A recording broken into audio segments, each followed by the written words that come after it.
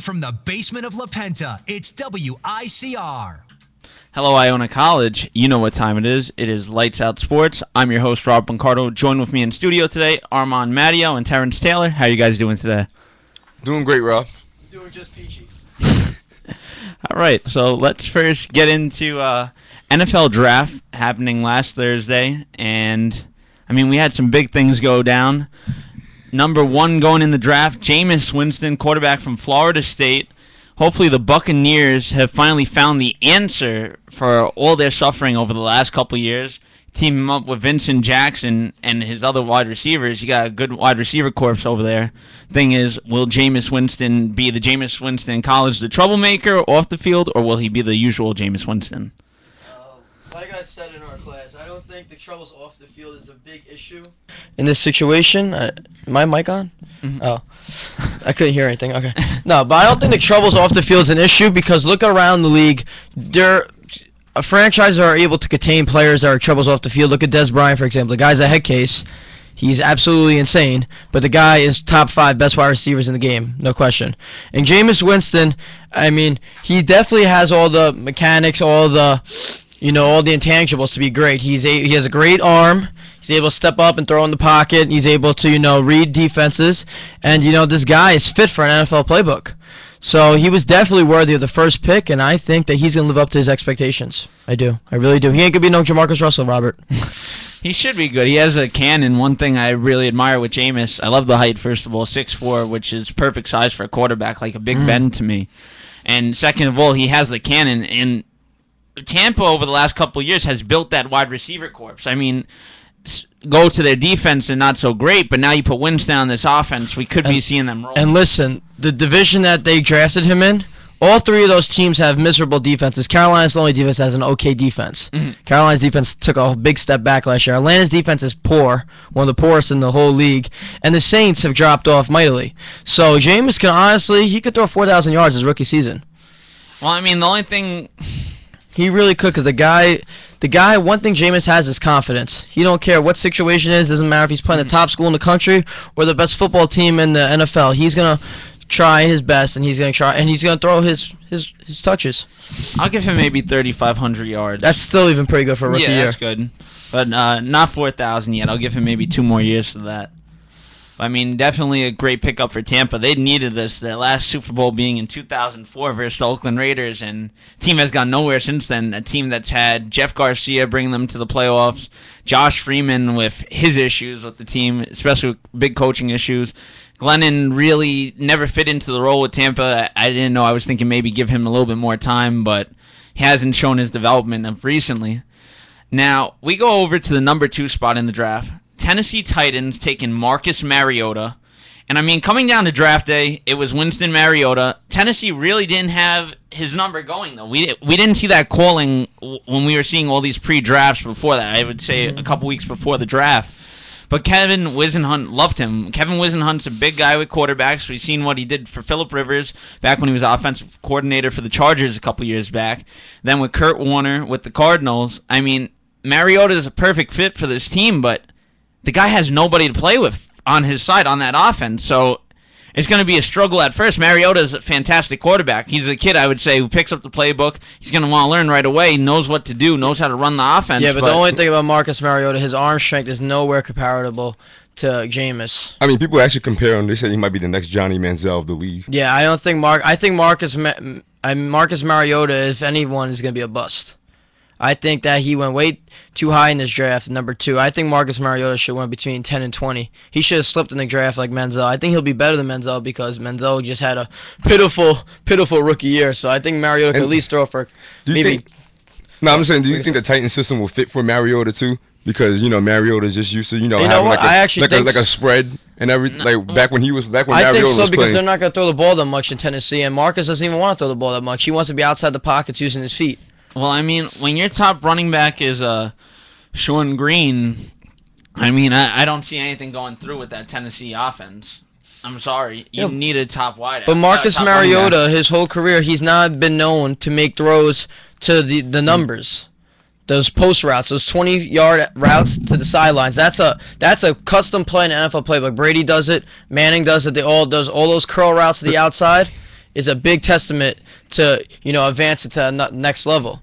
And no, you go ahead. I actually think that the best pick after Winston from a quarterback position was the New York Jets. The New York Jets made all the right moves. Leonard Williams fits he's going to help Muhammad Wilkerson and Sheldon Richardson on that line, and that Leonard Williams is going to be an all-star one day. And Bryce Petty, to pick him up in, where was it, 3rd round?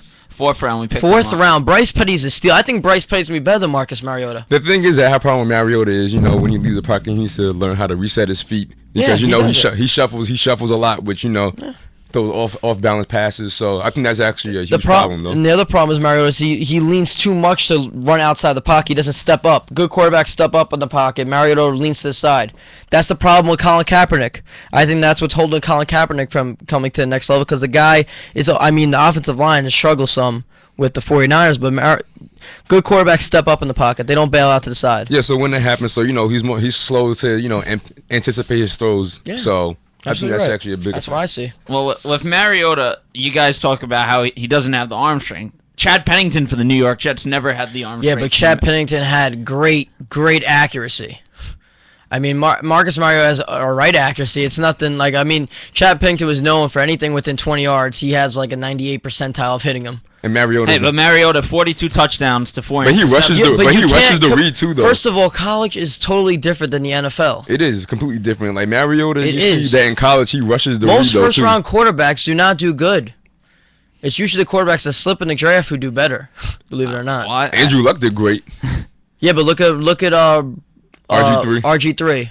Well, RG3, I blame that. RG3 is a bust. RG3 is not a bust. RG3 is that's Shanahan's Look at the great quarterback class from a couple years ago. Matt Lionheart, Vince Young, all those guys slipped down. They had a couple of good years, and that was it. Well, Vince Young was a great quarterback. If Vince Young never had his off-field issues, that would never be a problem till this day in the NFL. Vince Young's a terrific quarterback. He was. He just couldn't deal with Matt Leinart never lived up to anything. Matt Leinart was a guy who was a joke. Had big expectations, Rob. He was the biggest joke. Was he the 13th pick? He was in the first. He was a lottery pick almost, basically. Mariota has a big shooter feeling. 2nd pick. Yeah, 2nd pick. He's not worth a 2nd pick. I don't care if the guy's the most trustworthy player in the league. They actually compare him to Colin Kaepernick, too, just as you were saying, too. I'm the nicest guy in the world, too. You think I'm going to make it in the NFL? No, you can't base anything off personality. I have that feeling. There's that gutsy feeling that Mariota will be something. I'm not passing it by him. I'm sorry. Maybe not now. He plays with the Titans. First of all, he played in the Pac-12. All the Pac-12 does is run offensive schemes. They don't play no defense. The only team that played defense in that system was USC.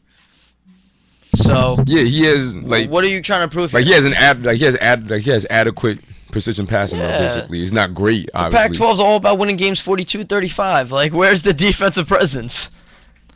So why would he fall from 6 to number 2 then? I'm sorry, Kevin Wisenhunt does his homework. Because the Titans want a quarterback. No, starting off before the draft, he wasn't even mentioned with them. Leonard Williams was the instant pick for them. Kevin Wisenhunt. They need a quarterback more. A quarterback has a bigger role than a defensive player. Yeah, that one defensive end. Wisenhunt knows how to train a quarterback. Who was the Titans? Wisenhunt built Phillip Rivers from Phillip Rivers before that when he was Phillip struggling. Rivers is better than Mariota coming in.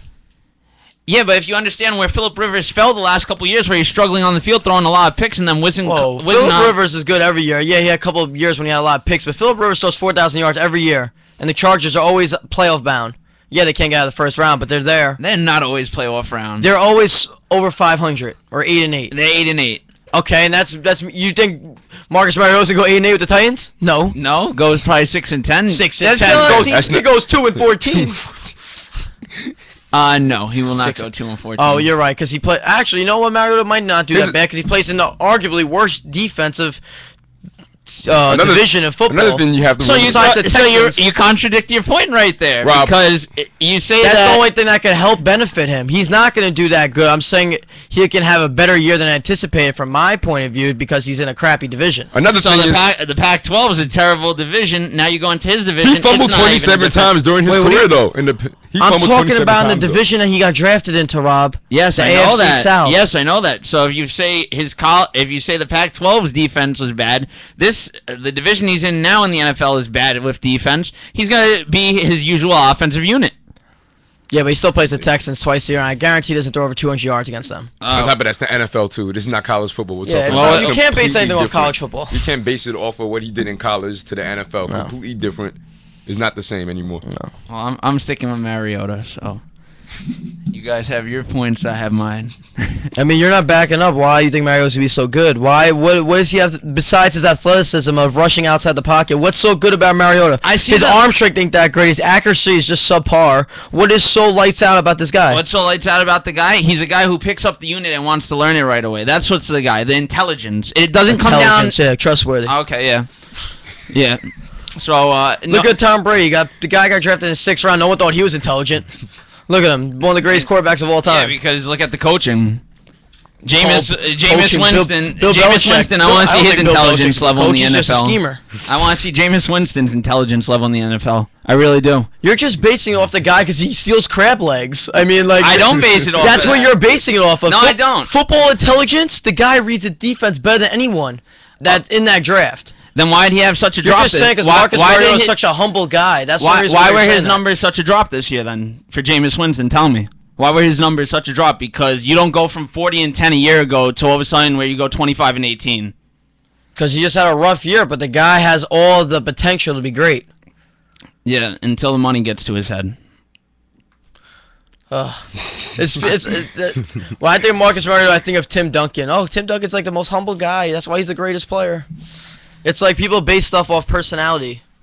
I mean, personally, it has a lot. And it does have a lot to do with it, but Because- you can't. Because you see how This is a rugged sport, the NFL. Yeah, all You field can't be problem. humble in the NFL. The thing I think Rob is basing it because Jameis Winston had off-field problems though, and how that's gonna how's that gonna affect him when he goes into the NFL? Is Okay. it gonna be the same way? Is the money gonna get to his head though? Listen, all these players, especially with all this popularity, are going to have their off-the-field issues. Look at Kobe Bryant. Everyone remember what happened to Kobe Bryant in 2004?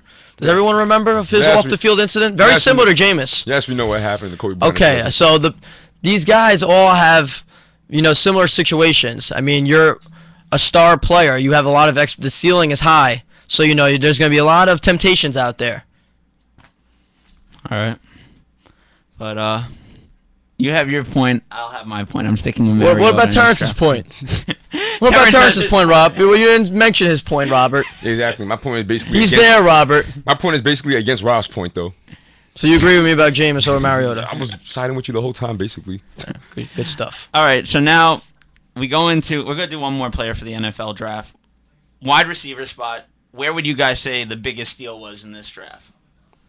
I mean, we had Amari Cooper going number 4 to the Raiders. Kevin White going 7 to Chicago. Now, Kevin White going to Chicago, I feel, is the biggest thing ever happening to Chicago for a while. I think Kevin White to be better than Amari Cooper.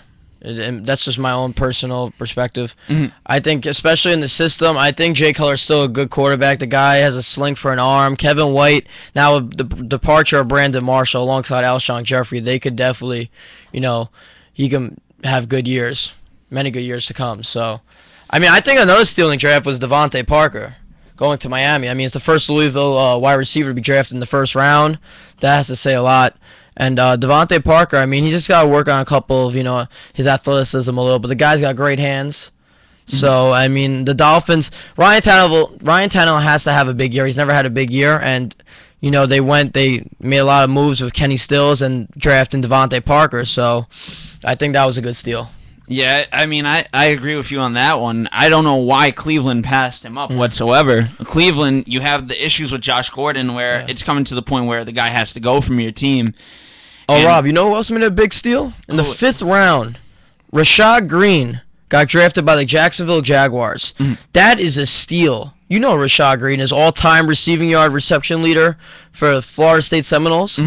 Rashad Green has got great hands. He's very intelligent. He's a try-hard.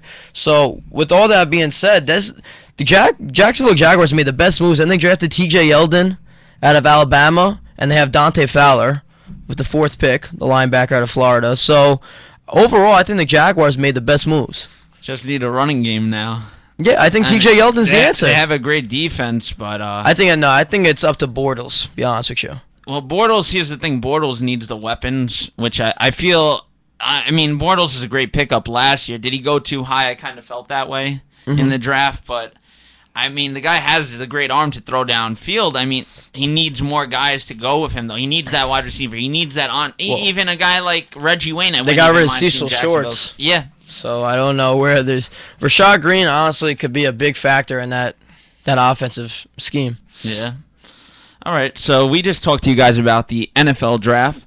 When we come back, we will be talking about NBA playoffs. Steph Curry winning MVP. And guys, we'll be right back after these commercials.